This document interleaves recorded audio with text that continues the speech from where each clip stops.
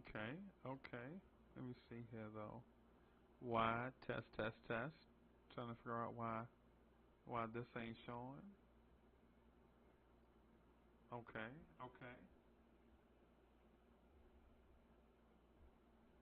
All right. Test. Party people in the place to be. What's good? It's the #1 Chief Rocket Knicks Universe. Your main man, Uncle Freezy. What's good? Wiz, what's good?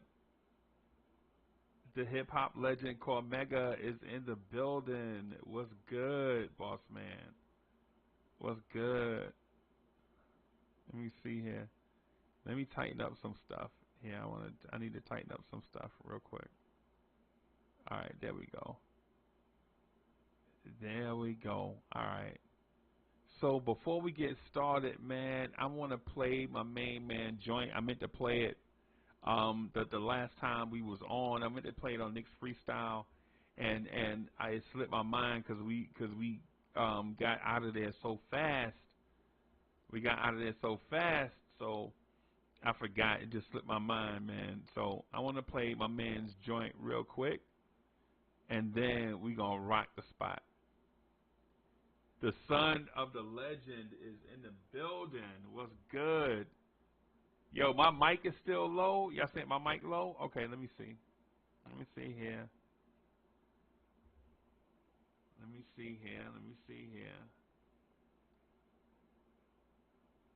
My mic low. Okay. All right. How about now? Is now good? Or should I just speak louder into the microphone?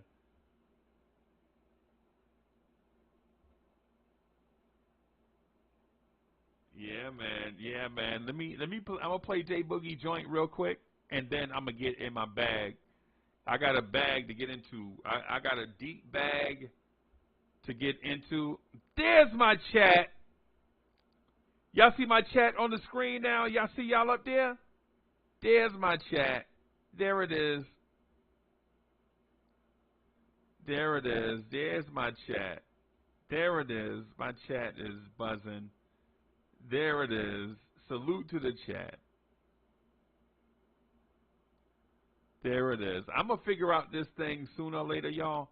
Y'all just bear with me as I move from the basic platform.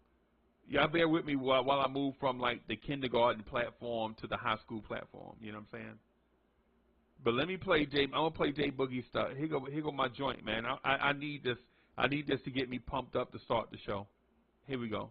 I think we see Willis coming out. There he comes right now. 6 feet 10 from Grambling.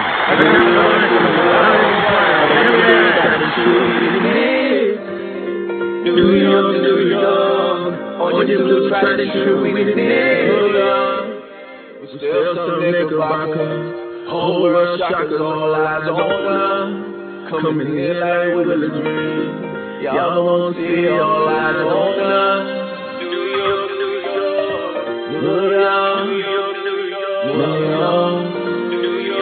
York, all eyes on us, all eyes on us.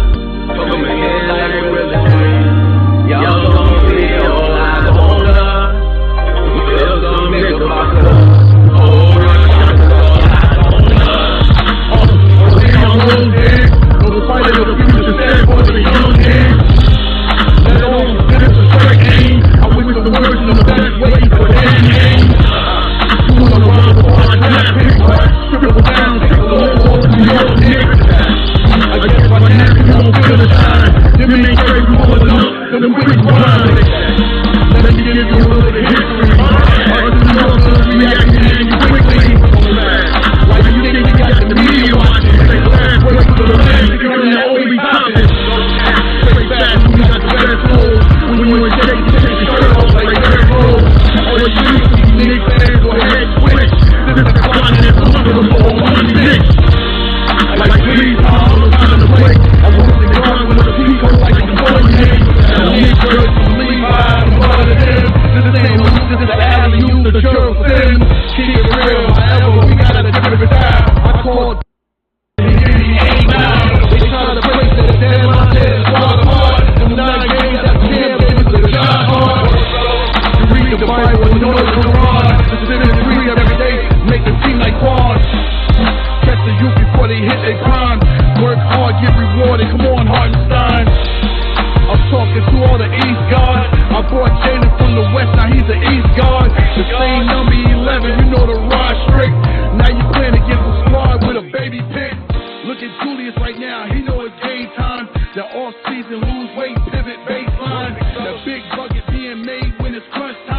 The jab step, left hand in your FaceTime. I know Drake represent, you see the 6 hard, but turn it upside right, you see that side guard. Next time around for the season, I'm making prop bets. I need 26 mil off that Tyler check. The truth is, you gotta be a little tougher. Every time we play Miami, I gotta deal with Jimmy Butler. MIP all-star player, I gotta have it.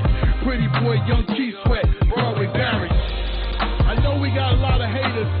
I know we got a lot of doubters. But one thing for sure, us is that orange and blue, we gon' always stick together. It's us against the world. Coming in like Willis Reed. Y'all gon' see all eyes on us. We're still some knickerbockers. Whole world shockers, all eyes on us. I think we see Willis coming out. Yeah, man. Yeah, man. Yeah, man. So, shout out to Jay Boogie, the GOAT, man, for letting us play the joint, man. We appreciate him. Shout out to Miss Geraldine, to Corey Lee in the building, to Wiz. You know what I'm saying? Shout out to my people. And yo, I know we look a little bit different right now, man. Just bear with me as I try to take us, you know what I'm saying, to the new millennium, so to speak. Just got something I wanted to kind of get off my chest, right? And I'm just gonna make it plain, right? I'm just gonna make it plain. Dallas Mavericks, give it here, and don't say nothing. Just give it here. just give it here. Dallas, that 2023 first round pick, regardless where it lands at, give it here. Right? Right? Give it here. Right? And listen, the reason why I say give it here, look here, I'm going to put this on the screen. Y'all stay with me, right? Right? Where is it? Okay, here it is. It should be up. Let me do BIM. Right? Look here. This is the protections. These are the protections on the. I'm gonna hide the chat for a little bit, right? While we look at this. Right? These are the protections on the 2023 first round pick. Right? And that J Boogie joint was fire. I'm gonna play that joint again sometime during the show. I need stuff like that to keep me pumped up and amped up, man. I ain't even gonna lie to you. Right? But look here. Or like Rob the Knicks says, looky here. Check this out. This is the New York Knicks 2023 first round pick with protections from the Dallas Mavericks. Right? And this is from the Dallas and New York trade from January 31st, 2019. Right? I know that was 4 years ago, but it took that long for the chickens to come home to roost, so to speak. Right? So T. Williams says something, and for that, these are the type of comments that I want to highlight, and I'm trying to figure out how to do it because I wish I could highlight it. I'll figure out how to do it sooner or later, right? But here's the thing. Here's the thing with the reason why Dallas needs to give up this pick, and that trade for Porzingis is 100% a win for the Knicks, and 0% chance is a win for the Mavericks. In terms of the pieces that were exchanged, a lot of those pieces that we sent are no longer Dallas Mavericks, except one guy, Tim Hardaway Jr. So if the Dallas Mavericks are excited about still having Tim Hardaway Jr. out of this trade, hey man, do your thing. It's your world. We just a squirrel, right? Right? If the Dallas Mavericks are excited about Tim Hardaway Jr., they still have Tim Hardaway Jr. in that trade. Listen, it's y'all world, man. You know, do your thing. It's your world. We just a squirrel, right? But I'm gonna read this to you for those that are listening to this on the audio podcasting format. I'm gonna probably upload this later to Spotify for my people out there that really dig in and support. I appreciate everyone supporting us on all the audio podcast platforms. Man, y'all are doing y'all thing for Lawrence Tears. Man, I really appreciate y'all. Y'all are so loyal to us and are like, asking me to do these almost daily. We'll see what we can do. We'll see what we can do to accommodate all the crowds that support Lawrence Tears in every format, right? But I'm going to read this for those that can't see this and are just listening to this on audio. 2023 first-round draft pick from Dallas. Dallas's first-round pick to New York, protected for selections 1 through 10 in 2023. 1 through 10 in 2024. And 1 through 10 in 2025. If Dallas has not conveyed a first-round pick to New York by 2025, then Dallas will instead convey its 2025 second-round pick to New York based on a trade consummated between Dallas and New York on January 31st, 2019.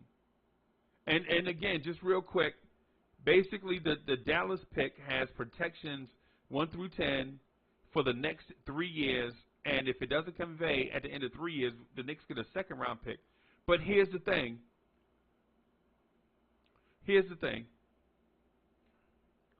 If Dallas doesn't move the pick this year, they can't trade first-round picks until they move this pick, right? So Dallas has shackles on them in terms of first-round picks until they move this one. And why that is important is because draft picks are a part of team building. You need draft picks in order to build a team, right? Whether you draft a player and develop that player so that he can be your homegrown star, or if you choose to trade these picks in order to bring in a star to help what you currently have on your roster, right? Let me see what the chat is saying. My bad, y'all. I'm going to put the chat stuff back up here. Let me see if I can. Tell me what y'all think, man. I need to get y'all's opinion. Do we force Dallas's hand? Tell them, give us the pick. You know you need it. You know you need to get. Basically what Dallas is they need to give us the pick so that they could free up other picks so that they could get help for Luka and for Kyrie Irving. And the reason why I mentioned Kyrie Irving in this scenario, I'm going to take this down so I can see the chat on the screen. If y'all need to see the details of this again, man, I'll put it back up.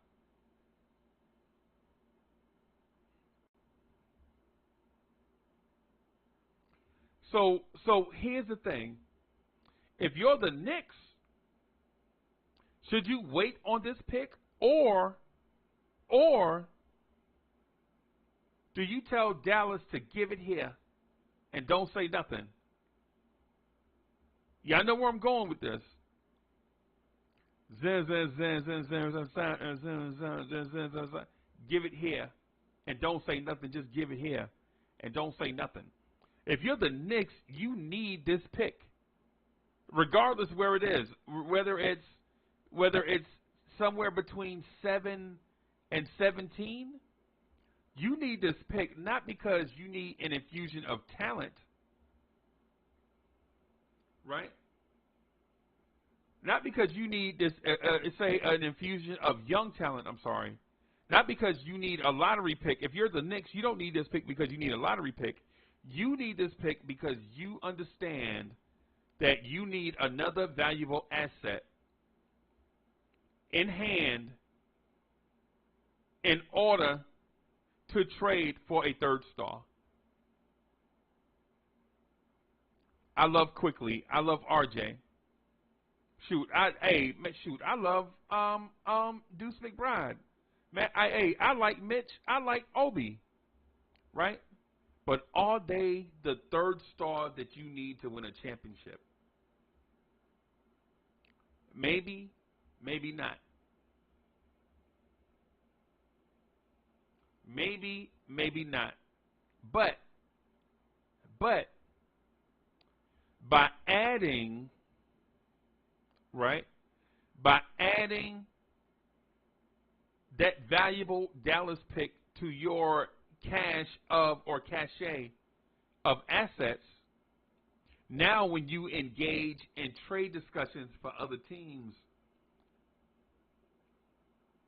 you can say, hey, listen, we have the number.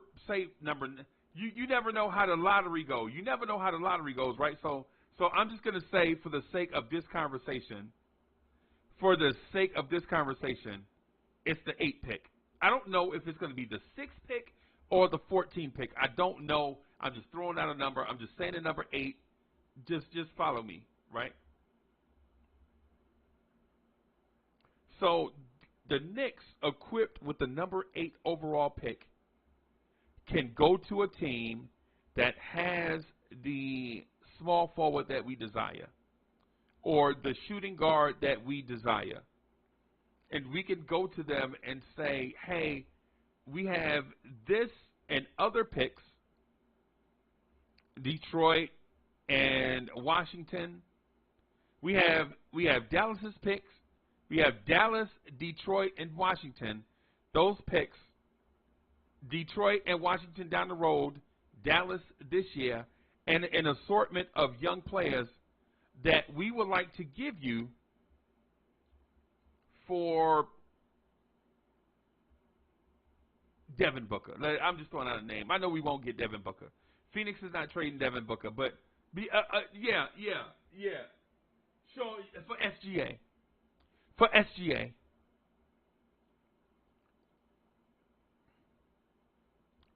For SGA, right? No, Kerry Cox, the Milwaukee pick is gone. I think it's the Milwaukee pick that you're referencing. Right? I think it's the Milwaukee pick. Right? But what I can do is, let me see here. I think I have something pulled up here. I thought I had it pulled up. I have a lot of stuff going on, man. I'm new to this platform, so y'all just bear with me. So I'm not as fast as y'all remember how I got extremely fast and stuff on StreamYard, but now that I'm using something different, it's still a learning curve. So y'all bear with me as I work my way through some of this stuff.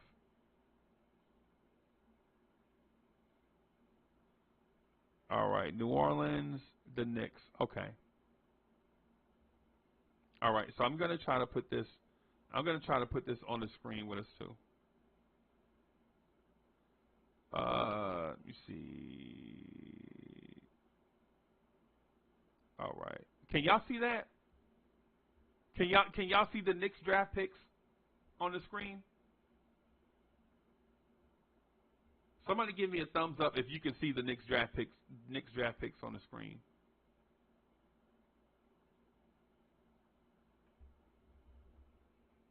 If you could see the Knicks draft picks on the screen, y'all just let me know, and then that way I'll know whether to enlarge it or minimize it.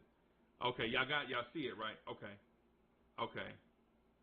Y'all said it's small. Okay, all right, it's small. Bear with me, right? So I'm gonna try to make it big enough where we can see it. Let me enlarge it.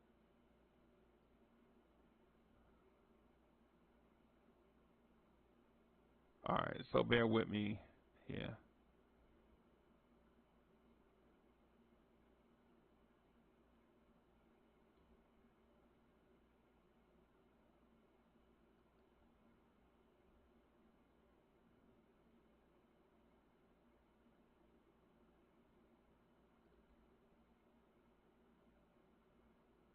All right.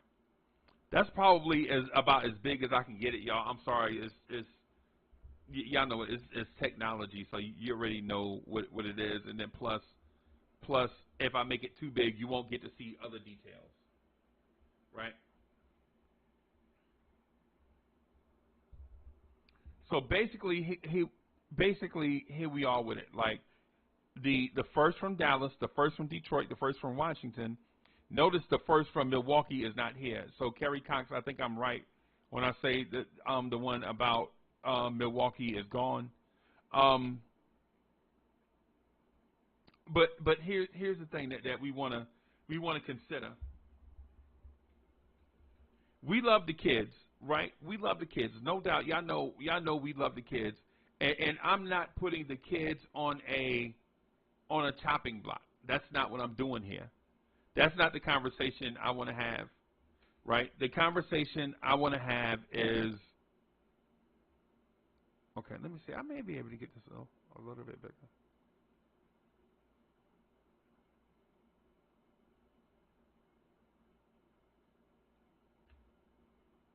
May be able to get it a little bit bigger. Let's see.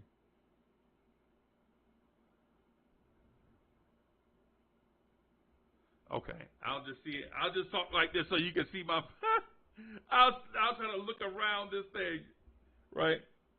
But yeah.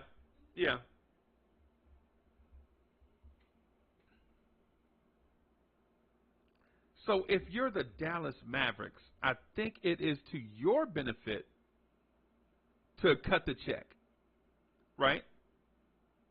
Because the things that you are at risk of losing are not as valuable as what you can gain, right? So if you're Dallas, right? Think about this. If you're the Dallas Mavericks, what you can lose in the short term is Kyrie Irving in free agency, right? By not getting talent on that roster to help he and Luka. Now, what you have to lose in the long term is the obvious. It's Luka. How long is Luka Doncic going to stay around while you piddle-paddle around and give contracts to cats like Tim Hardaway Jr. and Davis Bertans and Maxi Kleber, him, Christian Wood? How long is Luka Doncic going to stay around for Tim Hardaway Jr.? Right? How long is Luka Doncic and Kyrie Irving? How long are they going to stay around, knowing that with JaVale McGee? And quite frankly, the Dallas Mavericks, the two things I'm blessed with, right? I'm blessed to be in a network with two other franchises that stay stacked with talent. Do they win championships? No. Dallas won one. The other one I'm referring to is Demand. We Talk Hawks. So we're in a network with them. Those are our buddies, our guys, right? That's our family over there. We Talk Hawks, man. Make sure that y'all subscribe to the channel over there and all of that stuff. As a matter of fact, I need to put a subscribe button up here with us. I don't know why I don't have a subscribe button up here with us. Let me see if I can find one. Them. That's kind of big. That was not what I expected. Sorry about that, y'all. That was unexpected. That was like Yeah, let me. I'm gonna shrink this and put this somewhere.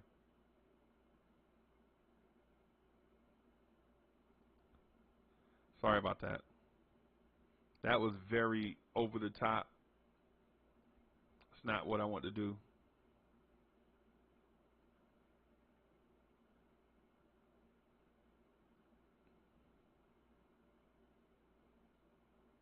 Bam, how about that?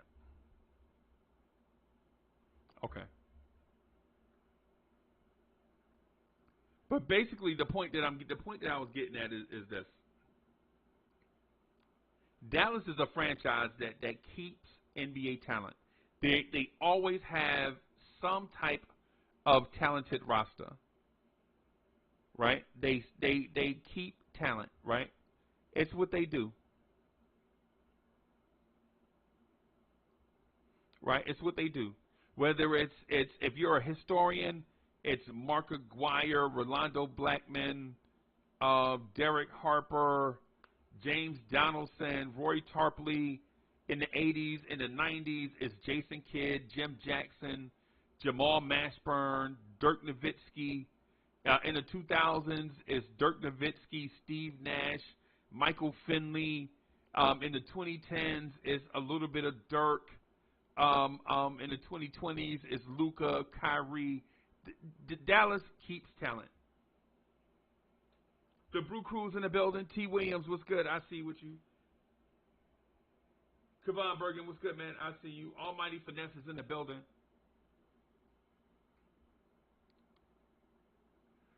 Right? Dallas keeps talent. The Atlanta Hawks keep talent also. I'm blessed to be in the network with those guys. They keep talent, whether it's Dominique Wilkins, Doc Rivers, Spud Webb, Kevin Willis, Mookie Blaylock, Steve Smith, Joe Johnson, Josh Smith, Al Horford, Trey Young. They stay with talent, right? And so what Dallas does by giving us this pick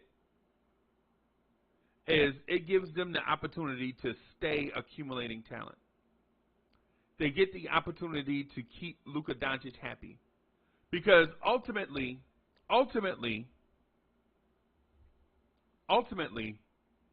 if Dallas keeps the pick and just drafts a guy at 7,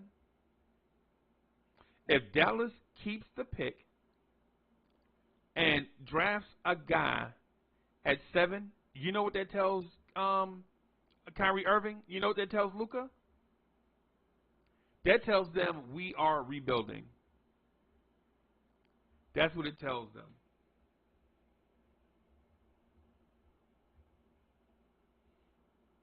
That's what it tells them.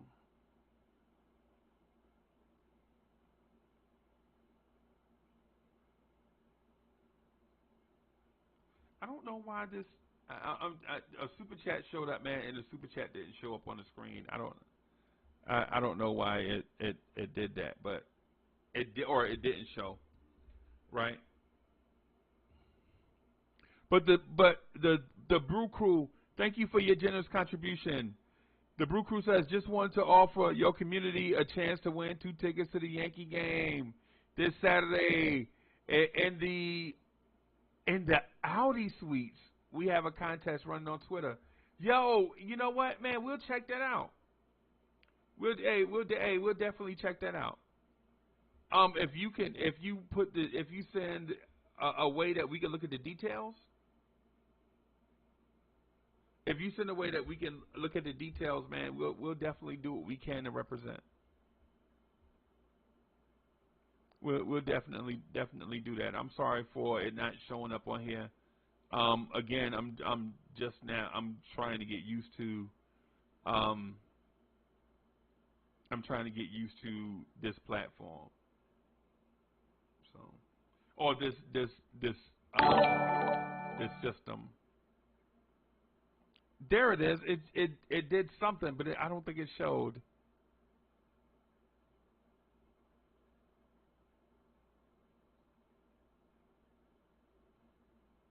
Yeah, man. Hey, you know what? Hey, IKBM is in the chat. I wanna try something. IKBM, I want to try something, man. So let me do this.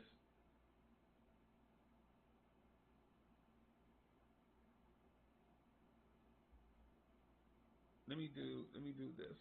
Let me see if I can make this thing work. I'm not for sure. I'm not great at this. I'm trying, and I appreciate y'all hanging in there with me. Let me do this.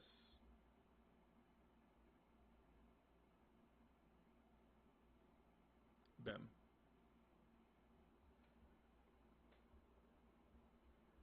Bam. All right.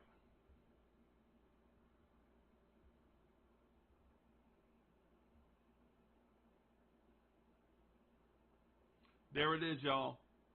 So it's in the chat right now, right? Hey, what's good, bro?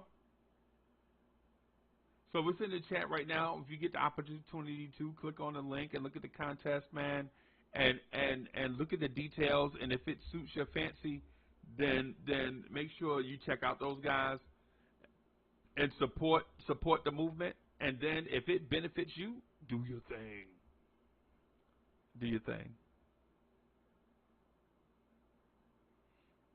Do your thing, man. But in terms of okay. Let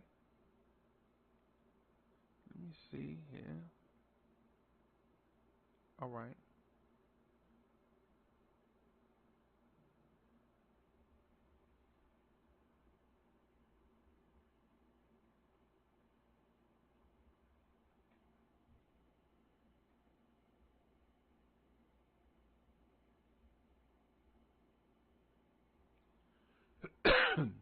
All right.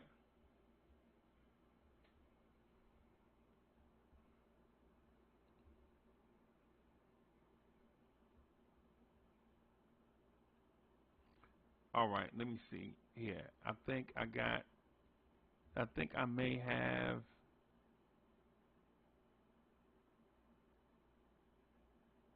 Okay.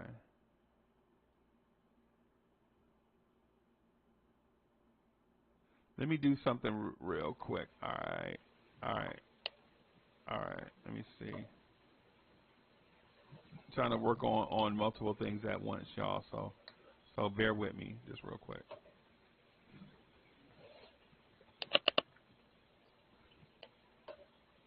All right.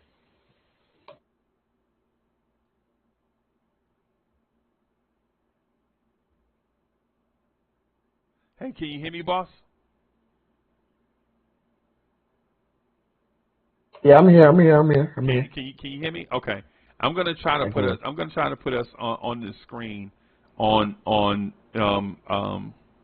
OBS, and then that way we can rock. I can definitely hear you, bro.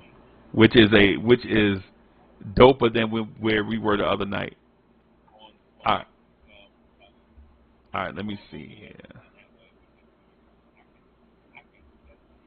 Just bear with me for a second. I'm just gonna try to. Which is completely much better than what we were going through earlier. Yeah. Hey. I'm coming through. I'm coming through the stream actually. Okay. All They right. just might not be able to see me, but I'm coming through the stream. I heard myself through the stream. Okay. That's dope. I'm gonna try to. I'm trying to get it to a place where it shows you. Right. So let me see here. I want to.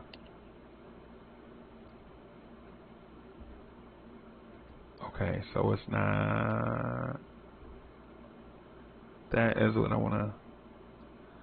Okay.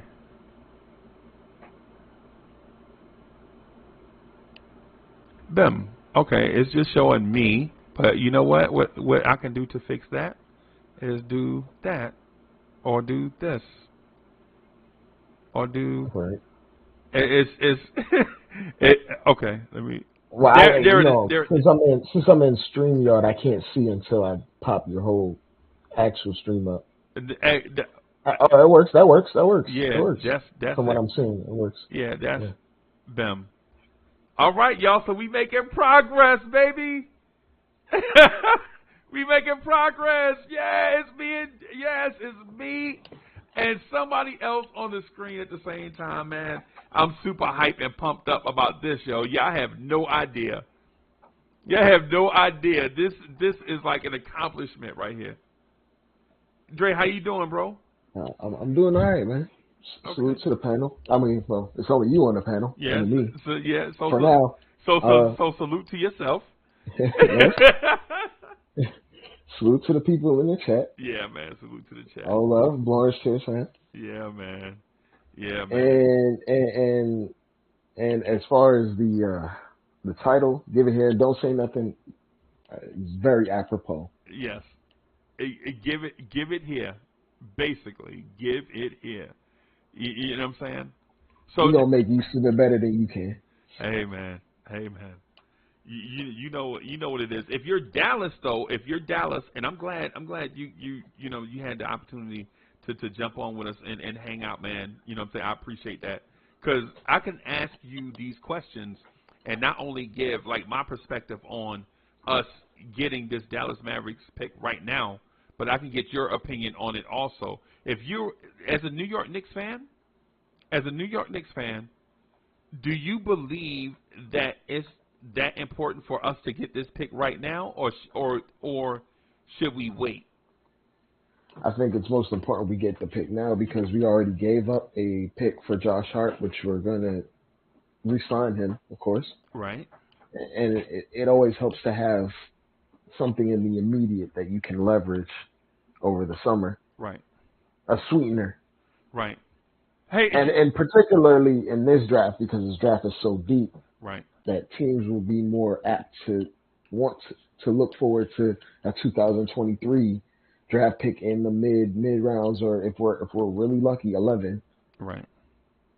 Compared to who knows what the outlook for next draft is at this current juncture. Right. And you know what the other thing to it is? The other thing too is Dallas is not guaranteed to be bad for very long. Nope. Right? So while Dallas is bad, we need to get them to give us the pick while they're bad. Because next year this pick might be back in the 20s. Right. It might be 24, 25, 26. It might be, we know. Exactly. It may be 24, 25, 26, right? And the thing about it is why wait a year? Why wait to the 2024 offseason to try to make the move for a star when you can try to make the move for a star this offseason? With that pick. Because it's not guaranteed that Dallas is going to be bad for long. So you have to strike, I guess, while the iron is hot. And, I mean, if Dallas decides to keep it, we're still kind of tugging on that flexibility in terms of the years after that. Right. Where you still want to wait and hold out, and then you give us the pick, and then you have nothing for that summer. Right, and then you lose Kyrie because you're not team building, right? And then you lose Kyrie, and it sends a signal to Luka like, hey, this organization has no idea to build a championship contender. Why should I stay around and let them make a mess of my career? Right. And we're banking on Luka being impatient, which he's slowly starting to give more input on team building at the moment. So, he's going to say F them picks. Yeah. Yes. And I'm banking on it because we know Luka said he's not going to play 20 years like Dirk did. No. He's impatient. Right. He wants to win on his terms and win as soon as possible. And when he went to a press conference talking about I lost the joy for the game or like I wasn't smiling as much, that is a direct shot at the front office and Mark Cuban to fix it immediately. Yes. Yes. And to the chat. Listen, man. I know this may seem like a bad time. The Knicks are playing a rival tomorrow, and we're headed into the playoffs and all of that stuff. And I get it. I get that part. But what I want to do is like provide content and information when it's available, instead of yo, my mic is bad. Dre, my mic sound bad. It seems like your actual mic that you're using is only coming through StreamYard. The actual heavy mic and the audio on OBS is a little bit muffled. But I feel like that might have to do with you not paying the better version of OBS, I believe. Yeah. I'll have to check. That, I'll have to check if there's like any bit rate restrictions or audio restrictions with regards to OBS, because you sound perfectly fine on StreamYard, but when I go to the stream and the stream is broadcasting OBS, your audio is a little bit low, like a lower bit rate, okay. like you're being capped on purpose. Okay. So I'd have to check. All right. How about now? Is it better now? I hold on. Let me mute and go to your actual stream.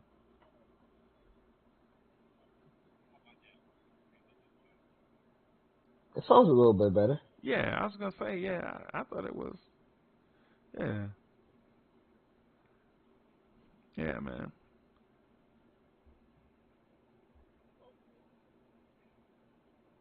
Yeah, man. Yeah. So yeah. So getting to that point, man. Getting to that point. Hey, and you know what? And so Dre, with the mic, what happened is when people say something, I adjust the mic according to what everybody's saying. Every time I Right. move it one way, somebody else is like, "Yo, nah, I liked it the other way." So Can't please everyone. yeah, it's part of that too. It's part of that too, man. So yeah, and yeah, but the thing I'm getting at ultimately is,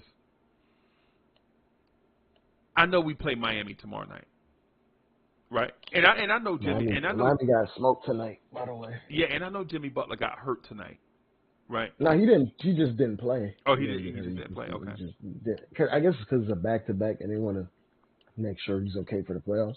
Yeah. He'll play in. Yeah.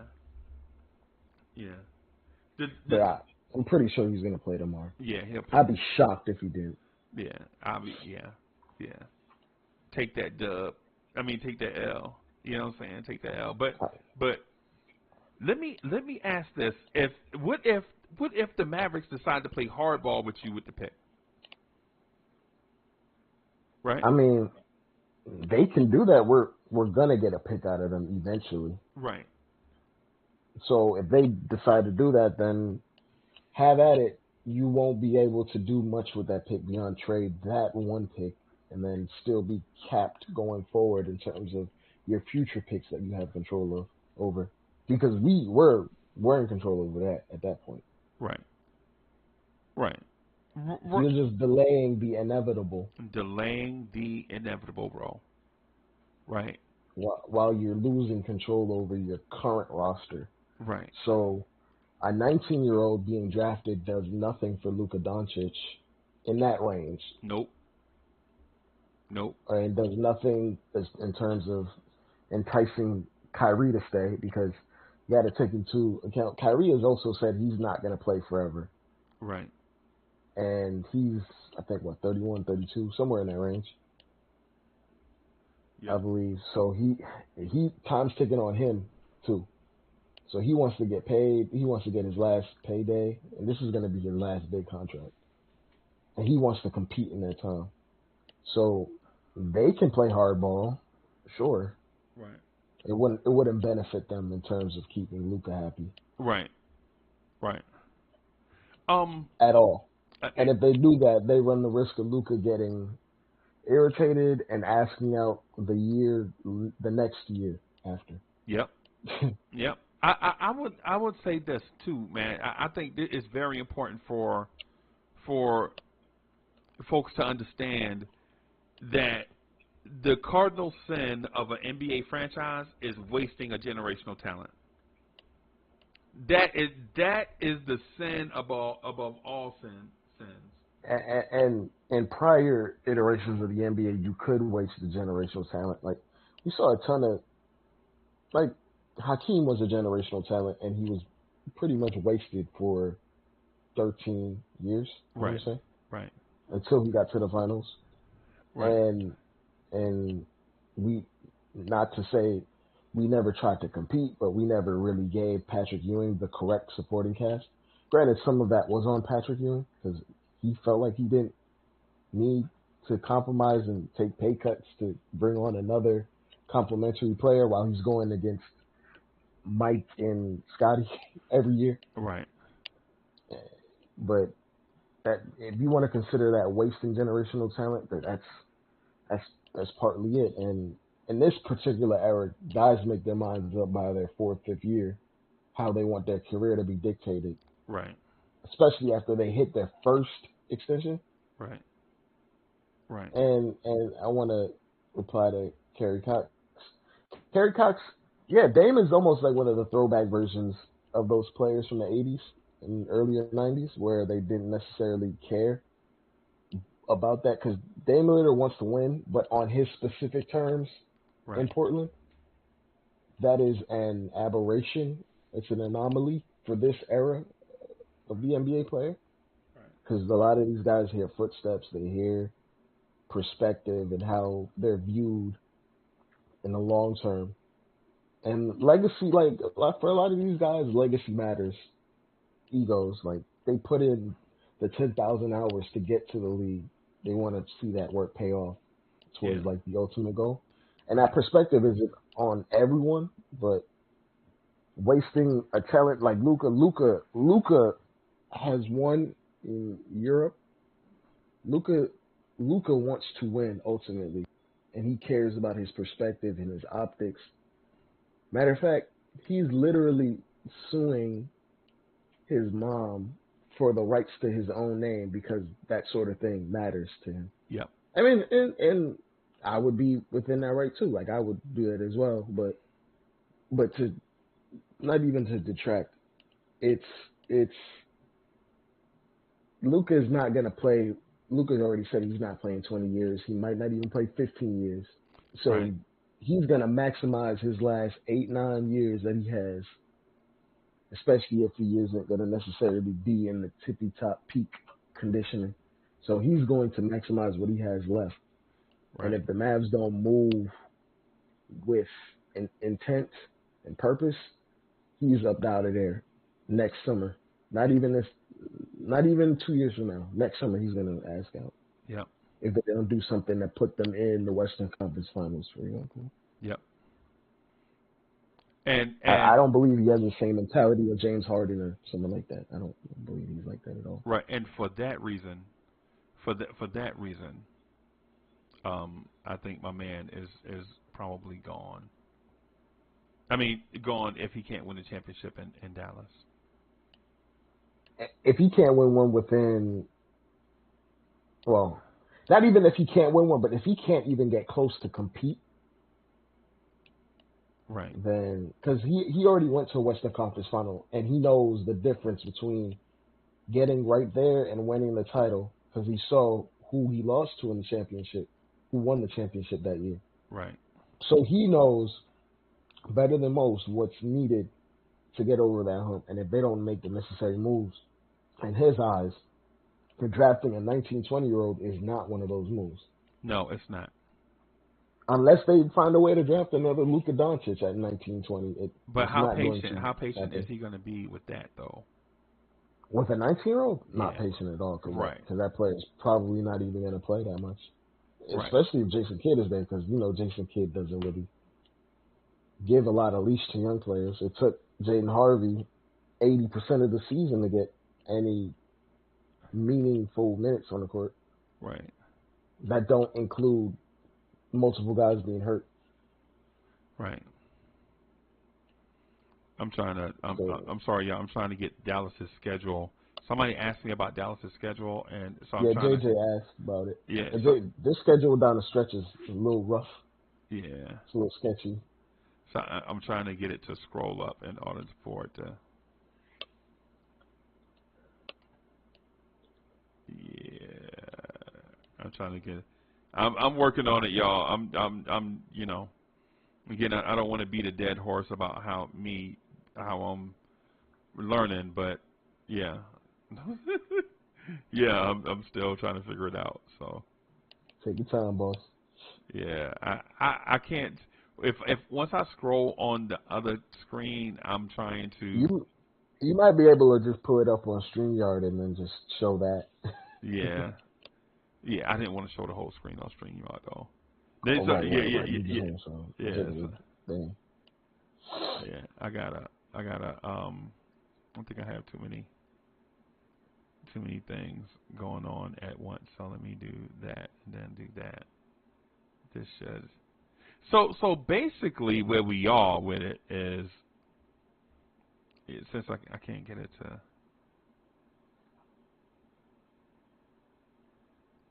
I'm doing technical stuff on the joint, man. It won't scroll down, but I don't want to do a screen capture of it either. Anyway, basically, they have Philadelphia tomorrow. Then they're at Philly. They're at Miami. They're at Atlanta, which is going to be fun for our network. It's going to be fun to talk to Rel and Damon as they play each other, with both teams needing to win. Then they're at Sacramento. They're at Chicago. Are they gonna do like a simulcast? They're gonna do anything together? I didn't catch that. I don't know.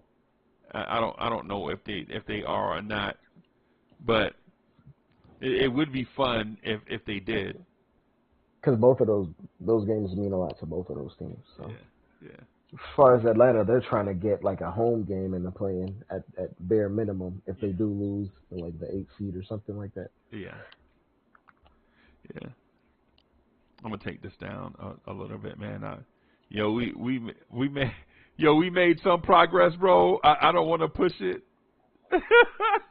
We made. You don't want to pull one more block out of the Jenga. Yeah, and then next thing you know, it's like it all falls down. So right. Yeah. So I'm gonna do this. Put this back here. You know what I'm saying? And then we'll just rock with that. So salute to everybody hanging out with us, man, as I fumble my way through it. But yeah, Dallas, bro, this thing, Dre, I think Dallas may be out of the playoff picture if they don't get their stuff together. And here's the thing too. If you're the Knicks, do you just sit on your hands and allow them to keep the pick? Or do you I mean, we don't necessarily have say. If they want to do it, that's really on them, right? You have a card to play now. You have a card to play. Here is the card that you have to play. Well, I will say that the Sixers, Embiid might not play because he has a calf. Harden is not playing right now because he has an Achilles that they're trying to nurse into the playoffs. And yeah, Miami Heat, Hawks. I mean, all these other teams have something to play for. The Kings might be locked into the third seed by the time the Mavericks come. By the time they go to the Mavericks, so they might be resting by that time because it's one of the last 3 games, and the Spurs have nothing to play for at the end of the season, and the Bulls aren't necessarily good. Yeah, so I mean, if we're keeping it a buck, their last 6 games can be rough, but depending on what team they're getting, like the Sixers aren't completely whole right now, and they're playing them tomorrow. The Heat are very up and down, and the Heat just lost tonight, even though necessarily they didn't have Jimmy Butler, but the Heat aren't playing like they were last year or the year before. The Hawks are very up and down. They're just as up and down as the Mavericks, so it's a toss up. Yeah, they're that team. But let me talk about the card the Knicks have to play though. Okay. Right, and go I ahead. see some people that just joined the chat, so they may have missed the very beginning when we put this on the screen. So we had this on the screen to show you why the Knicks are kind of in a catbird seat, right? So I just covered up Dre. Hey Dre, bear with me, man. I'm gonna move this You here. good, man? I can't even see it right now because I don't have your stream. Oh, okay. stream up. Okay. All right. So basically, where we are with it is this. This is what we talked. For those that just joined and think that the Mavs pick is a top 10 protected pick, and that's that. We talked about that some in the beginning of the stream. We understand that. I know that better than anybody, right? I have this on reserve. I have been explaining this since 2019. I already know how it works, right? What I'm saying to like for the ones that just jumped in and may not understand where the conversation is going, kinda, is that even though this pick is top 10 protected, Dallas doesn't benefit from the top 10 protection in this case. When they made the trade, the top 10 protection was put in place to protect them in case they had a losing record. So, Luka got hurt or something. Yeah, so they could. But the ancillary parts are still in place. But like a Steph Curry type deal where Steph got hurt and the whole team just won the tank. Yeah, and so that's why the protection was put on the pick, because if Luka left, if the team needed talent, the top 10 protection is there, so you can draft the top 10 talent. But right now, you don't need the top 10 protection because you don't need the draft pick. What you need is all your draft picks going forward, right? So for the flexibility. Right, because if you keep this pick, you can't move any future first until you pay the Knicks. It's like that movie Streets of King of New York. Anybody seen King of New York? You can't do nothing until you come through me, right? That's where the Knicks are right now. That's why the name of this thing is Give It Here, right? Right? Because it's like the movie King of New York. I'm not talking about the crazy violence and all of that stuff. I'm talking about the premise of anything moving got to come through me, right? Right? Pay us and we'll get out the way, right? Once you pay us, we're out of the way, right? And you can do whatever it is that you want to do, right? But until you pay us, we are in the way, right? And whether that's a good thing or a bad thing, depending on what side of this, whether you're a Mavericks fan or a Knicks fan, it doesn't matter. What matters is that you understand the detail that the Mavericks can't move a first-round pick in the next 3 years because they have the protections on it that they agreed to with the Knicks. And if you want to keep Kyrie, you got to infuse this team with talent. And the number 8 pick or the number 10 pick or whatever is not making Kyrie go, oh, my God, I'm staying with Dallas. No, another veteran star is what's going to keep Kyrie and Luka satisfied enough to stay in Dallas, right? So with that said, what if Dallas does play hardball? If Dallas plays hardball and says, listen, that pick is valuable to us, and we're not going to give you that first round pick, what I'm going to say to them is this. Okay. All right. Hey, Breezy, you know what's funny? I'm like looking up the protections, and there's a few guys that I like kind of trust their insight and their opinion right on the Knicks and protections. And this is a tweet from literally 2 years ago that kind of predicts. It's in your DM. Okay. From 2 years ago, that kind of predicts what the Mavs might have to do 2 years out. And it's actually very eerie how it sets up. But it kind of, but it wasn't seeing that we were getting Brunson in free agency, but all the other moving parts kind of predicted, right? Right. Because reasonable basketball minds can understand it's better to pay now to save what you have than to try to pay later, lose a guy, thinking you can get another guy and still not be equipped with draft picks and other things to get a star. Man, listen, they gave up a 2028 first-round pick in the Kyrie deal. So now you can't use 23, 24, 25, or 28. Not even in a swap. Right. Not even in a swap. So now you're telling Kyrie, like, it took us talent and draft picks to get you here. Now that you're here, in order for us to keep you, we're going to entice you with Davis Bertans and Tim Hardaway Jr.? Contracts. Christian Wood? Multiple years left. Christian Wood's going to be gone. He gone because him and Jason Kidd not on good terms, and most of their roster is not on good terms. And the reason why I'm bringing this up, I just want to get to this point just real quick. If Dallas says, hey, listen, we'll give you the number 8 pick if you give us something. If you do something for us to, like, help us get over the Jalen Brunson thing, help us, and out where it helps us get a star. And the first thing I'm saying to them is no. I'd rather sign Kyrie Irving outright with cap space. Right? And I know Knicks fans will be like, the Knicks don't have cap space. Don't underestimate the assets that you have. Right? Don't underestimate the assets that you have. Because Evan Fournier, at the end of this season, has a team option. I mean, what is it, a player option? A team option?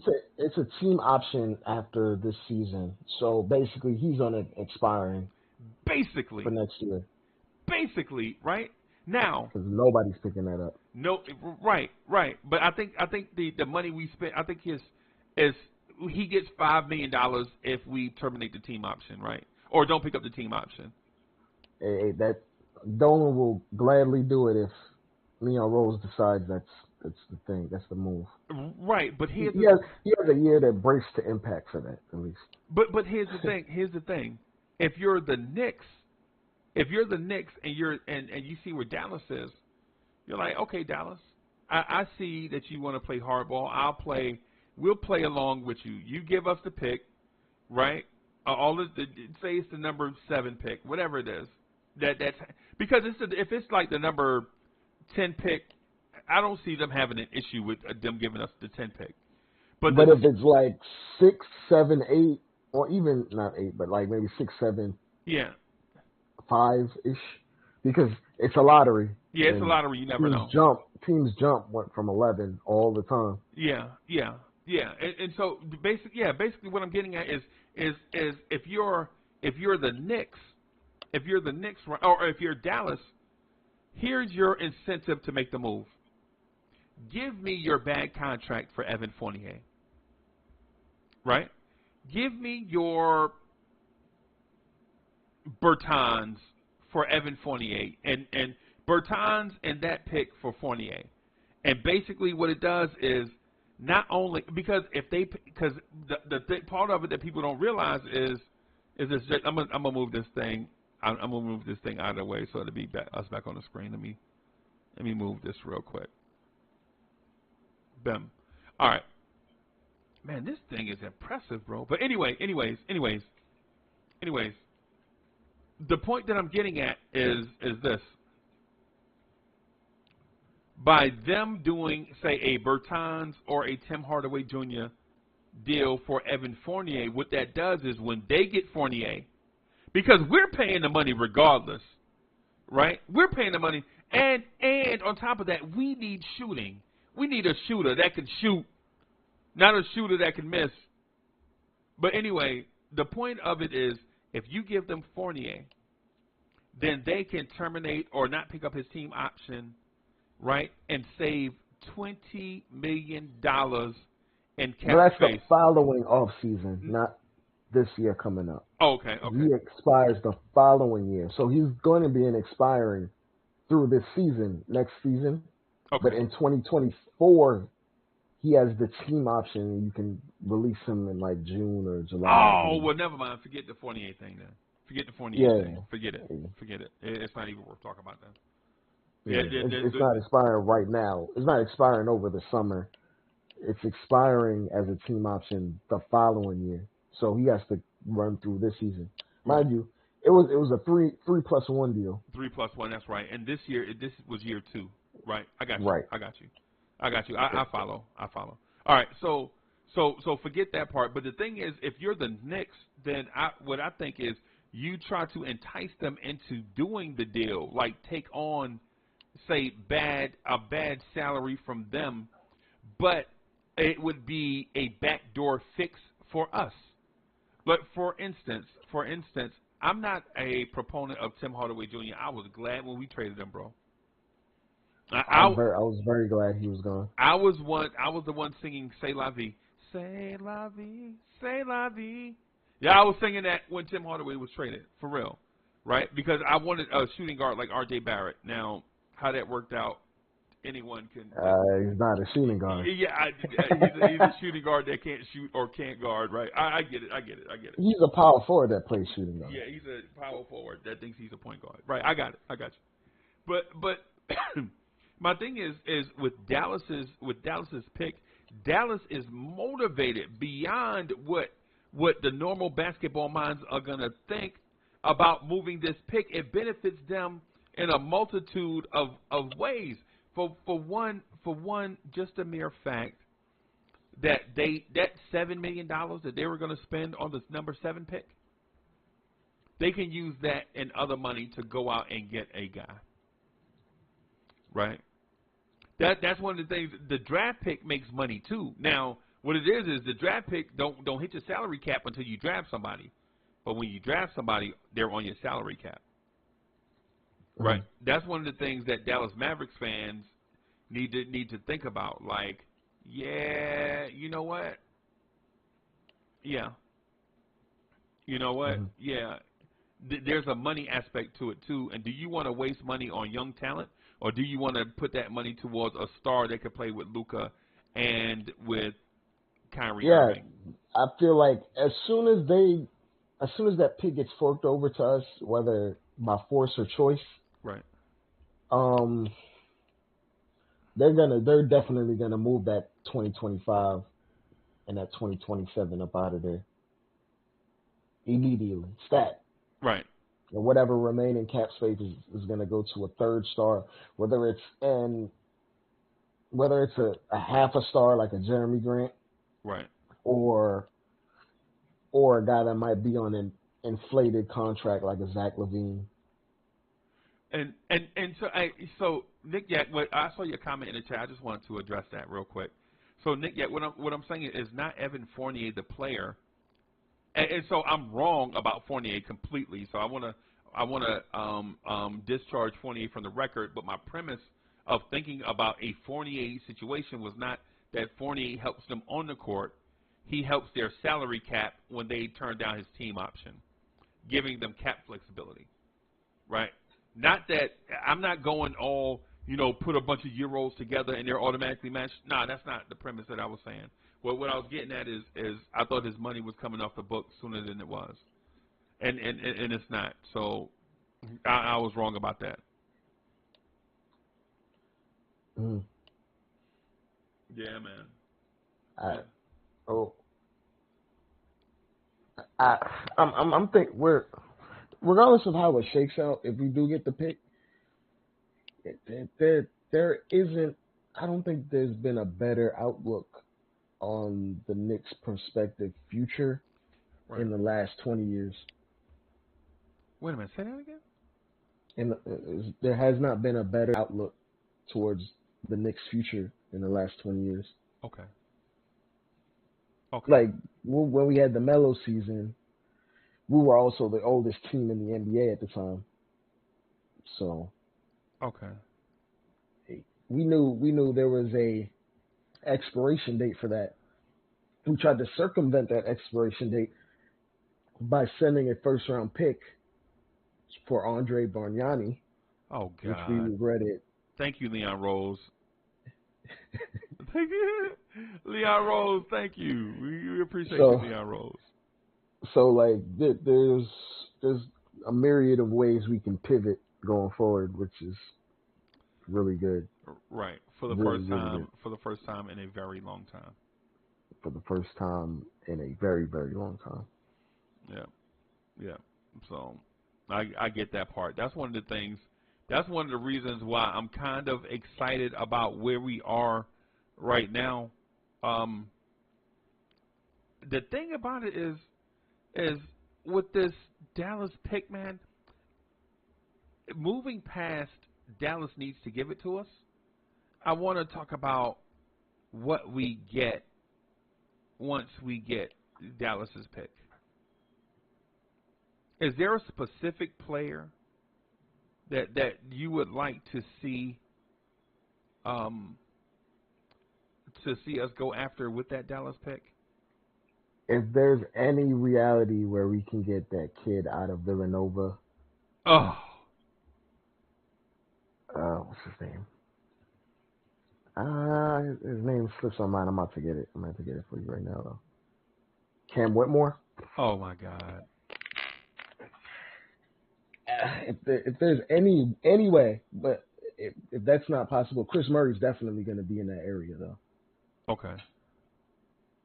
That 11, 12, 13 range. Well, it depends because the way the league is going, Right. teams are starting to view his brother very highly, and I think he's nearing breaking the 3-point record for a rookie, and he isn't even playing a ton of minutes either at this current juncture.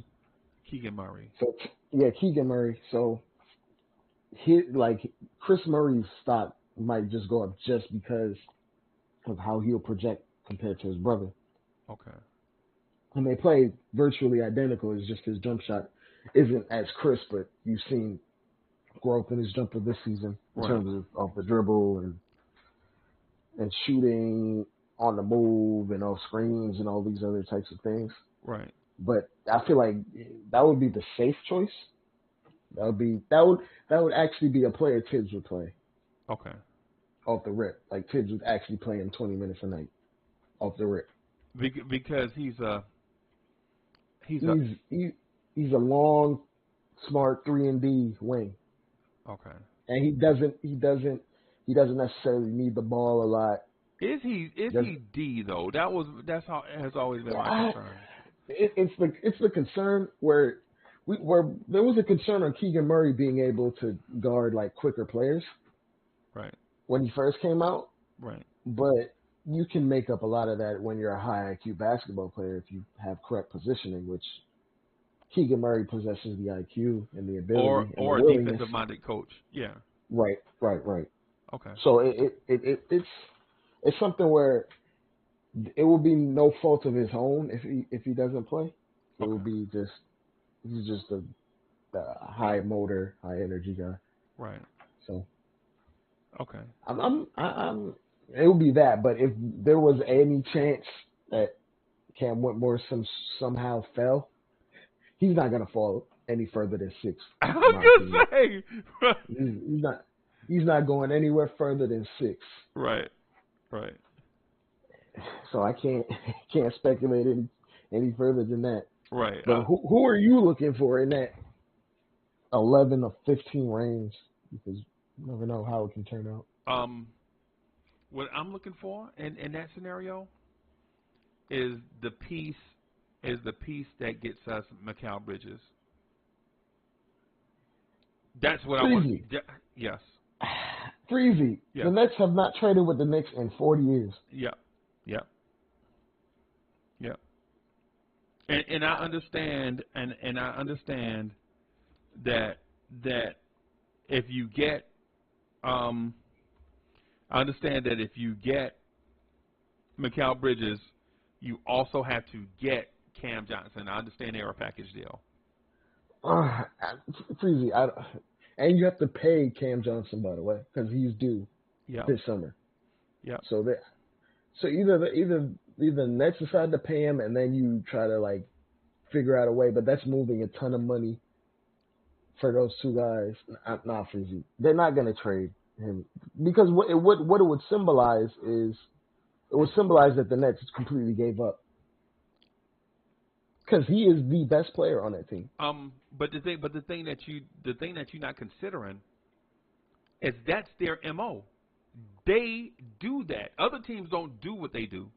That whole give up a star and start all over and get another star in 2 years, they're the king or queens of that, whichever one you want to call it. They're the king or queens of that, bro.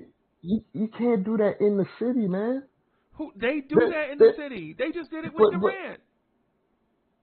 But he didn't belong to. I'm talking about moving guys within the city. You talking about?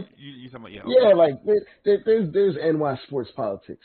I understand that. I get it. And all these teams have these unspoken, well, not even unspoken. They're probably unwritten rules about how they do things. Right.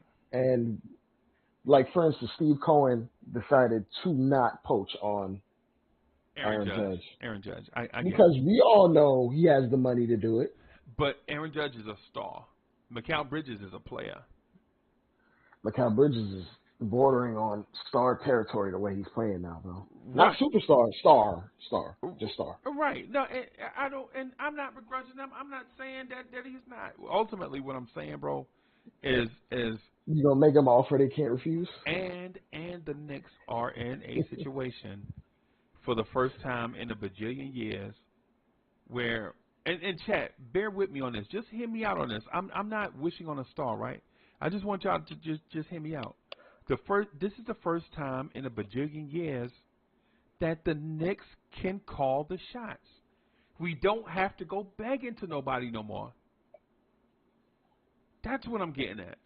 What I'm getting, the whole thing with Dallas, give it here, don't say nothing. That means give it here and don't say nothing. That means we, the Knicks, for the first time in a long time, can call the shots. And it's like, if you don't give us the pick, it's like, do you really want to go into this offseason paying Kyrie and then not having a way to upgrade your roster? Right. That's for Luka. Right. That's. But how do we hold that leverage over the Nets? The Nets I don't know if we hold that type of leverage with the Nets.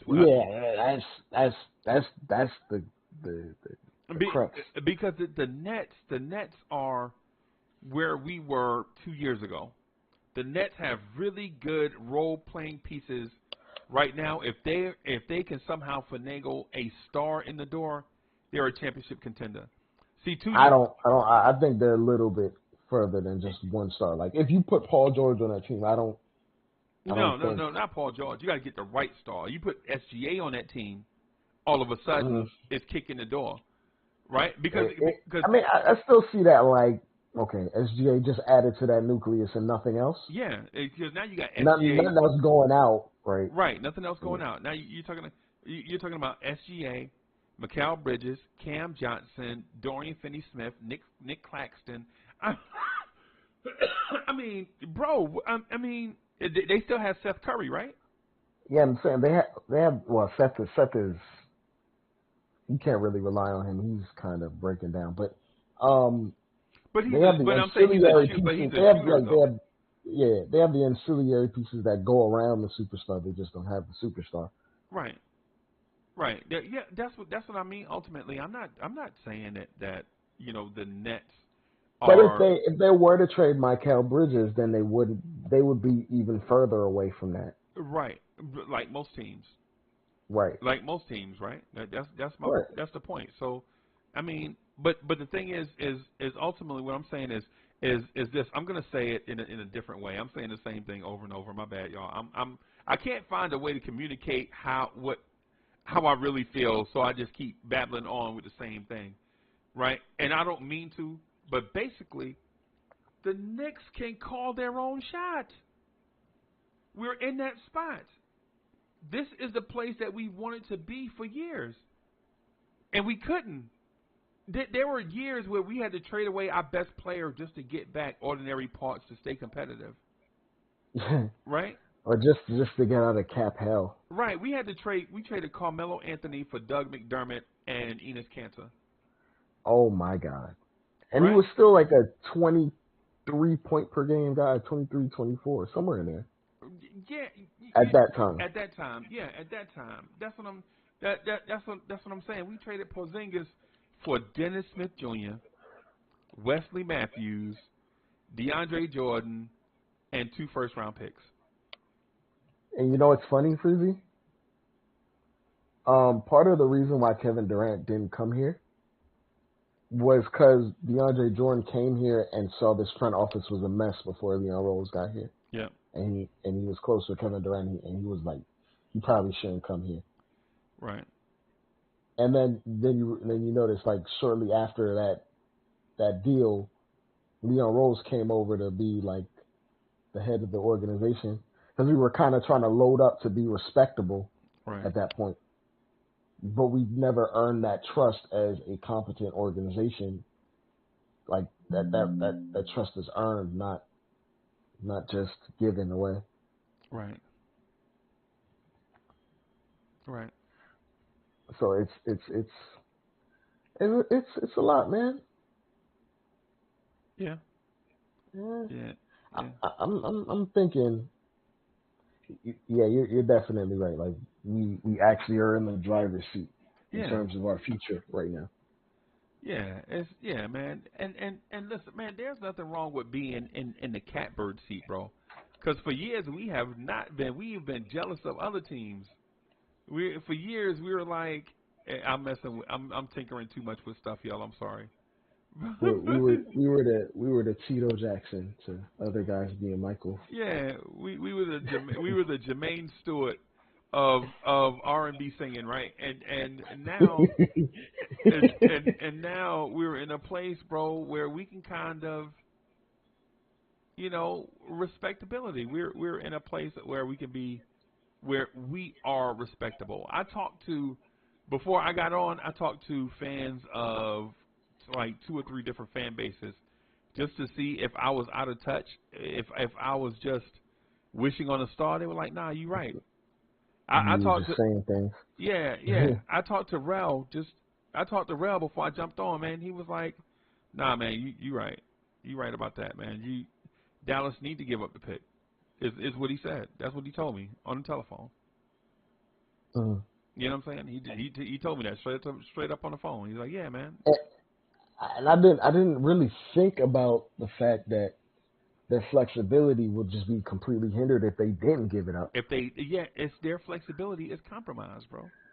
And then I'm like, then I thought about it. Damn, they really had to give up a 2028 or 29 pick for Kyrie because they couldn't really touch anything else. Because they couldn't touch anything else, bro. That's what I'm saying. That's the point that I'm getting at, man. Not that I love being right. That ain't my. You know what I'm saying? That's not my thing. I mean, you love being right about positive Nick things. Yeah, I well, mean, don't we all? yeah. I mean, yeah. Especially when other people try to drive the narrative. Like when other people try to drive the narrative, man. Of course, I like. You know what I'm saying? Correcting the narrative so Knicks fans can be represented the right way. We're in the midst of, we're in this funny gray area where it's like the casual fan around the NBA, if they're not actively paying attention and you go by narratives, you think we're in the same mess that we were in with the Lance Thomas Knicks Yeah. Oh and God. and the Noah Vonleh Knicks Right. or the Alonzo Trier Knicks. Right. They would assume we were in that type of situation Well, where, oh, we might be fielding a decent product, but we might be in cap problems just trying to field a decent team. Nope, we're not even in that scenario because nope. every player we have is on a team-friendly deal. Right. Right. The sendings are just beneath their actual market value. Right. Right. No doubt. No doubt. And it's a weird place to be because someplace we've never really been. Right. It's just we're at the ground level building something, just cooking. Like we're halfway through with the stew. Right. Halfway. You But think we're halfway? Maybe halfway.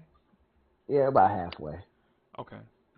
Okay. Because the icing on the top is the big deal, of course, right? So I think a lot of the iteration, like what we have right now, Right. the team won't look necessarily the same in 2 years from now. Like RJ might not be here for all we know. Well, yeah, Grimes might not be here. Oh, I hate to say it, IQ might not be here. So, God.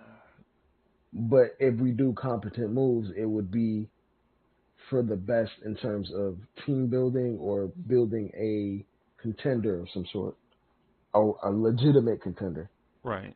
What would we like to optimally, would we like to keep all these guys and we build something? Then if that was the case, we wouldn't accrue these assets. We would just say screw these assets Right. and just try to cap our team out and think this is the team that's going to go forward and win a title. But you Right. have to think further than that, and we're still big game hunting, which is Right. why we're in asset acquiring mode while fielding a solid team. Right. Right. No doubt. No doubt. Yeah.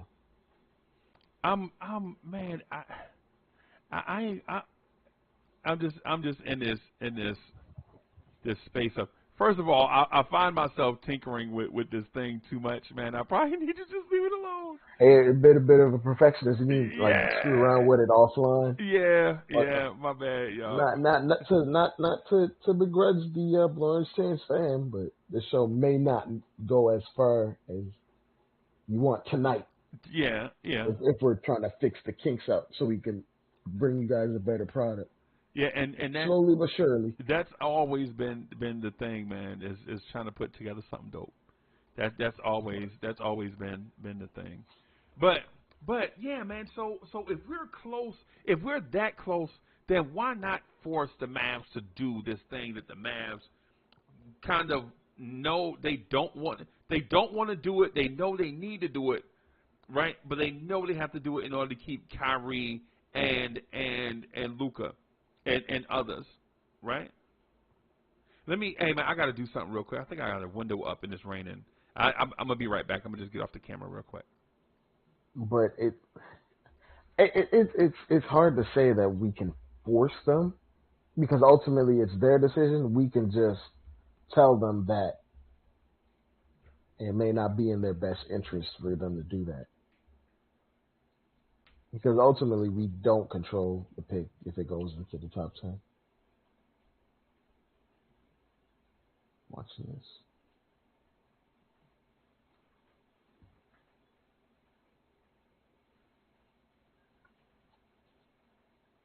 I'm going to ask Frizzy a question for how much do you think IQ is worth on the open market?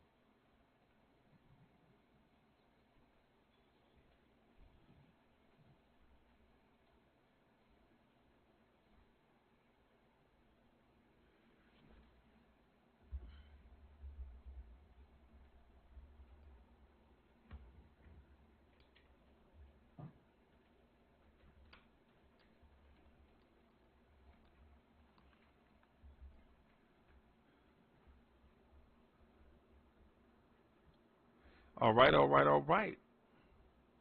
Yo. Yo. All right. Here I am. All right. Bam. There we go. I was gonna ask, what do you think? Completely.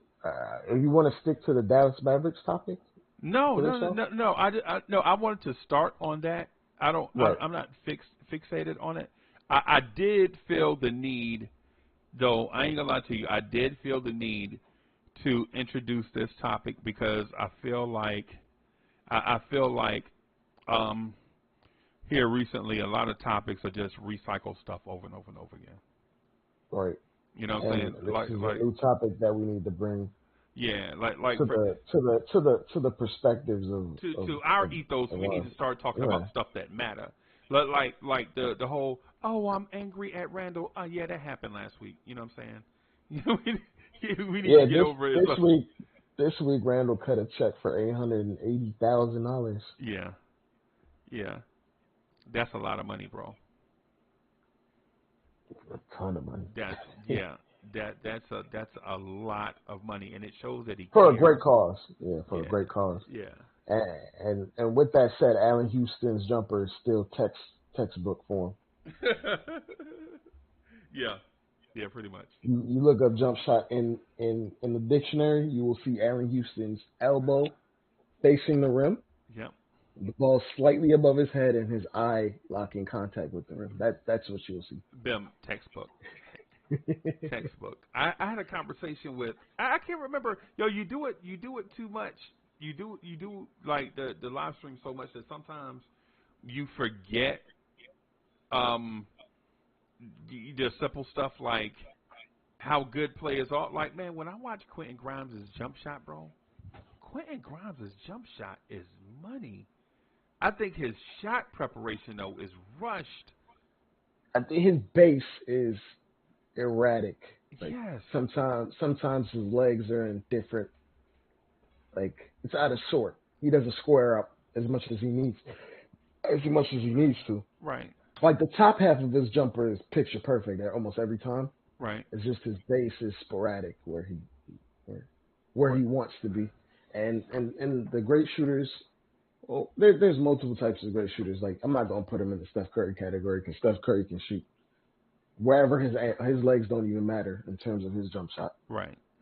But like when you call them a ham sandwich, the thing that Klay Thompson does is he always scores his feet. Always. Right. Always. Even if he's shooting a mid-range jumper and he's like trying to turn around to shoot, his feet are facing the rim by the time he gets all the way around before he releases. Yeah. And that's something that I think Grimes needs to work on. But that's repetition, that's reps, and he's a young player. Let's talk about Grimes really quickly, right? I want to talk about Grimes. Right. My thing is I spoke to Grimes this summer, and basically what I was telling everybody is put Grimes on the shelf and forget about him. Right. Right. When we were having the oh geez, let me get in front of the camera. All right. So when we were having the Cam Reddish conversation this summer, I was basically saying, put Grimes on the shelf, wait till next year, and then Grimes is going to be a star in the league, right? A star. Knicks fans, I'm telling y'all, this kid Quentin Grimes needed 2 full seasons. 2 full seasons of seasoning, no pun intended, to become a star, right? And people will say, well, 2 full seasons, man, you got to throw him to the you remember the saying, throw him to the wolves? Sink or swim. Yeah, you know what happens when you keep throwing meat to the wolves? You get fat, lazy wolves because they don't have to hunt. Their meal is being brought to them. That too. Right. But sometimes you can get someone gun shy once they've been thrown out too often and they're in over their heads with no real direction. Right. So like for instance, not necessarily the same comparison, but Derek Carr's brother, David Carr, was thrown out to the Wolves immediately. And he was viewed as very, very talented. And he was very talented. And that completely ruined him. Right. And his development because he legitimately could not even survive. And so I want to say things twofold. For one, you saw SGA develop in his year 1.5, his second season. How many SGA is in his 5th season? His 5th season. Yeah, he's in his 5th season. And he's been really good for 3 seasons. Yeah, he had like a slow burn. Right. With the Clippers. He showed flashes, of course. Right. But he had a slow burn with the Clippers. Right. Him and Landry Shamet were going to be the Clippers' backcourt of the future. Them, Landry Shamet, Kawhi, and Kawhi and all these guys just happened to exist. Yeah. And ruined all that. Well. I mean, it's one of them things too where and everybody you got to give something to get something. Right, because you said Kawhi Leonard, and Kawhi Leonard also went through that slow burn. Mm-hmm. You know what I'm saying? Just get out and play defense. You know what I'm saying? And so what I'm saying, Paul George also had a slow burn, right? A lot of these stars did not hit the ground running. A lot of the stars in the league slow burn their way to stardom, so to speak, right? It's yeah. I could even go back further. Remember Danny Granger? Yep. Yeah, I'm right there in the Granger. He didn't jump out guns a blazing. Right. But by his third year, he was just 25 points a game. Just Yeah. I don't know. He's like, where did this come from? Right. Right. And it was there. It's just talented players need time to adjust. It's just like when two people get married, even though they dated forever and they got married, you know what happens after they get married? They still have a honeymoon period. And living together is different than dating from apart. Yeah. So even though you date for like 2 years and then you propose and then, you know what I'm saying, you have a fiance for like a year. It's like a 3-year thing. When you get married, guess what? You still need a honeymoon period. It's legitimately putting all the skills that you have accrued together at one time. Right. And when you're seeing Grimes, you see Grimes exhibit one particular skill at an elite level for stretches, and then you'll see him exhibit another one at an elite level for certain stretches, and then you'll see him exhibit like playmaking in bursts and spurts. But when you're a young player, consistency isn't always there. The only guys that've been consistent in their second years are first ballot Hall of Famers. Yeah. Is Grimes first ballot Hall of Famer? No. No. But that's what I'm saying. Like the only guys in NBA history that are consistent and play it at a high level in their second year are first ballot Hall of Famers. Right. Like no question. Like any guy that you see come to the league averaging 20 in their second year every single night. Yeah. A generational talent. Yeah. An Anthony Edwards type guy. Or a Luka Doncic. Yeah. So it's not to be expected. We could even like mention Jordan Poole. It took Jordan Poole 3 years to figure it out. Right. And even he still has inconsistencies now, but they don't win that title without him. Right. No doubt. So what I want to say though, just real quick about Quentin Adam's Grimes. in the chat for you. Okay. I'm not gonna be able to. It's gonna be hard with the OBS. Yeah. Tonight. Yeah. It's gonna be hard, Adam. It's gonna be hard tonight, Adam. Yeah. I gotta figure it out. If I was strictly on StreamYard, bro, we'd have been dead. Open. Yeah, you would have been dead. Yeah, man. But the point that I'm getting at with Grimes is on the surface he looks like Courtney Lee, Aaron Aflalo-ish. Right. When you look at his impact. And they impacted the game differently. Like Aaron Aflalo was an energy defender, wasn't necessarily good defensively, but he was an energy defender, kind of an athlete, but he could score, especially in the post. Remember Aaron Aflalo in the post? He was bootleg Kobe when he was on our team. Yeah. But he wasn't a ball handler. Like he wasn't a guy that was going to sauce you up and make plays. Whereas Courtney Lee was a energy defender and was a decent jump shooter and a great team player. Right? Courtney Lee provided leadership and all those things. Right? Damian Dotson, a great team defender. On the ball, he could get beat because his body was he was ravaged with injuries. Remember, he had the torn labrum in one shoulder, and the other shoulder was separated. Remember that? And then he tried to tough it out by getting shots in his arm, and that's why his jump shot was off. His offense was missing. Right. You know what I'm saying? But if you combine all of those things, man, I think you have Quentin Grimes. And while it seems like, well, if you combine 3 ham sandwiches, what do you really have? I think if you combine all of them, the energy, the defense, the jump shooting, a post game, putting the ball on the floor, all of that stuff, I think that's exactly what this Knicks team needs.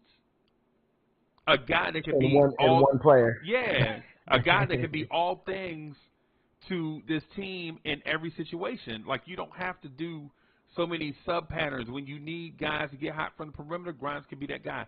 When you need a secondary playmaker, and I'm talking about next year. I'm not talking about this year. I'm not talking about. I'm not. Listen, everybody. Lineup flexibility. Right. Basically. Right. I'm not talking about he's going to be that guy right now. I think this guy needs about 200 NBA games in order to be that guy. That's the reason why I always say, no, not now. But he needs about 200 NBA games in order to be that guy. And once he becomes that guy, he's going to be that guy forever, unless injuries and whatever. And you never wish injuries on anybody. Right? You never wish. Injuries and opportunity. Right. About it. Right. And so... And so 2 ham sandwiches is a full belly. Yeah, I saw that. Yeah. And so what I'm saying ultimately about Grimes is we need to be patient with him. My fear is that when in this year's playoffs, I think he's going to break out in the playoffs, and Knicks fans are going to lose their mind and anoint him the king immediately. I think that's what's going to happen. Kind of like what Philly did with Tyrese Maxey. Remember Tyrese? Oh, Maxey is the next star in the NBA. He's good. He's good. He had breakout games towards the end of his rookie year when they weren't playing for anything. At the end of the season, they would rest the guys for the playoffs. Right. He had like a 40-point game. Like a lot of the similar stuff that we saw like IQ do last year towards the end of the season. Right. And you can paint that for like Anthony Simons did that as well, like in his second year. Right. Like he dropped 40 in one of the closeout games, just exhibiting his level of skill and talent offensively. Right. And once you see those things, you can see that it's transferable on a game-in-to-game basis, game-in, game-out basis. Right. It's just the opportunity, and when you build the reps and play a certain amount of games in the league, your consistency comes along with it. Right. So once you like a lot of guys in today's NBA, the shot making is at a high level. Okay. The level of skill is very high. And when you see certain guys exhibit it, it don't matter if they're playing a bunch of second unit guys at the end of the season. You know they can do it. Right. It's just the consistency that comes with the reps. Right. And once they build the muscle memory and they build their bodies up and they get a training regimen over the summer. Right. Like a lot of the NBA guys, when they first get to the league as rookies, they don't exactly know what it is to do over the summer. Right.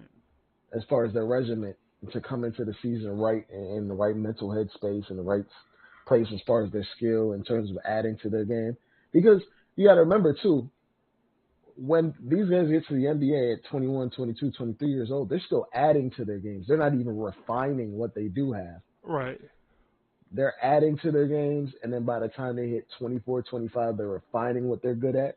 Right. And then you figure out, oh, this guy is going to be this, that, and the third. Right.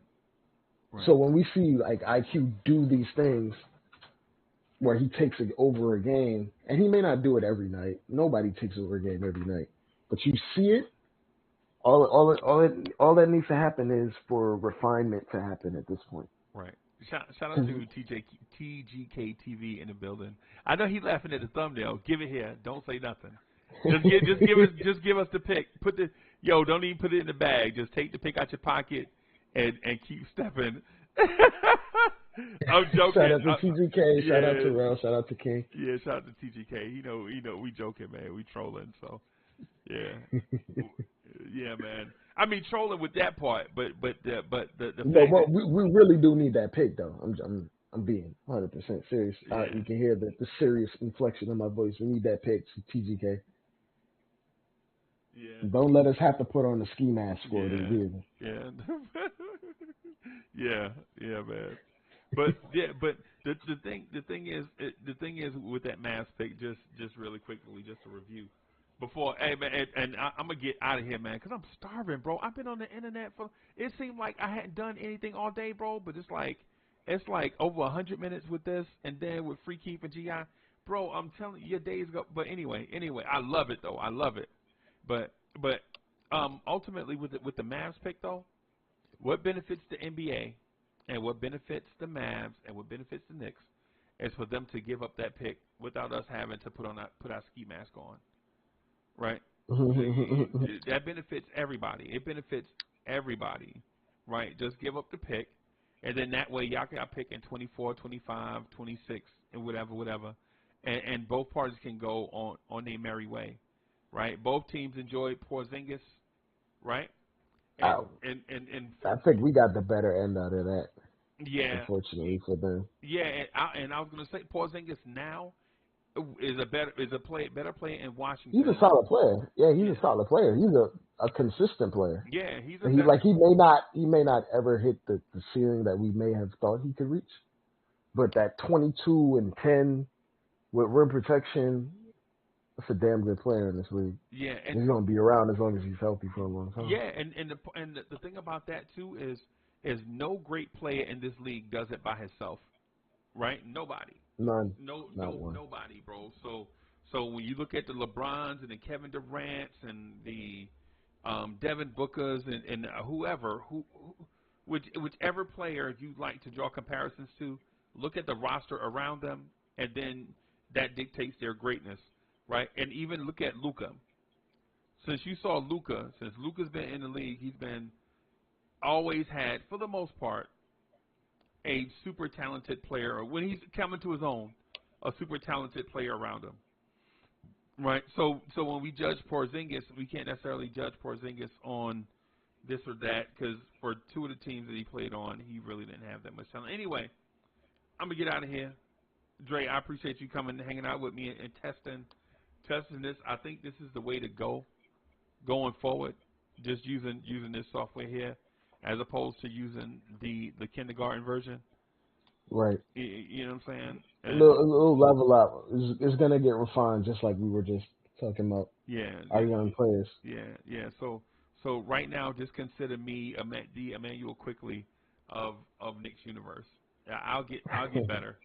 I'm trying hard, man. But thank you, man, for hanging out with me. Chat. Thank y'all for hanging out with me, man. I appreciate y'all. I will holler. I'm gonna try to holler in the morning.